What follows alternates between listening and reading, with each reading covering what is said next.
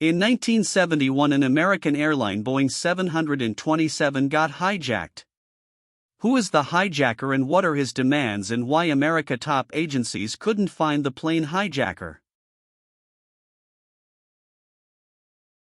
On November 24, 1971, aboard a flight from Portland to Seattle, an extraordinary incident happened when a passenger seated in the back handed a letter to one of the flight attendants. As she began to read its contents, she got terrified.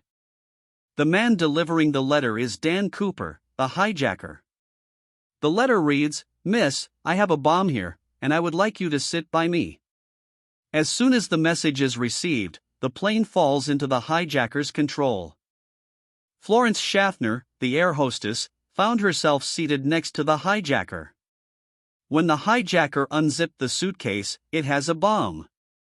The hijacker has 3 demands. He immediately needs $2 million, 2 parachutes, and a plane refueling truck at Seattle Airport where the plane is heading. Air hostess Florence Schaffner noticed the urgency and swiftly made her way to the pilot's cabin. On board, 35 passengers remained unaware of the unfolding situation. In America, this type of hijacking had never occurred before, which is why the authorities immediately agreed to Dan Cooper's demands. When the airplane landed in Seattle Airport, a bag full of cash, 2 parachute pairs and a plane refueling truck is handed over to Dan Cooper as promised by the authorities. After the hijacker's demands were met, he released 35 passengers. Then, he flew back from Seattle Airport with 2 pilots and passes some important instructions. The instructions were that the landing gears should be open, maintain 10,000 feet altitude, speed 320 kilometers per hour, and head towards Mexico City.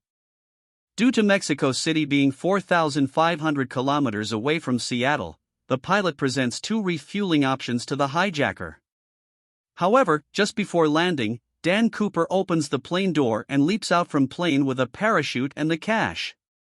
After that day, Dan Cooper has never been found, dead or alive.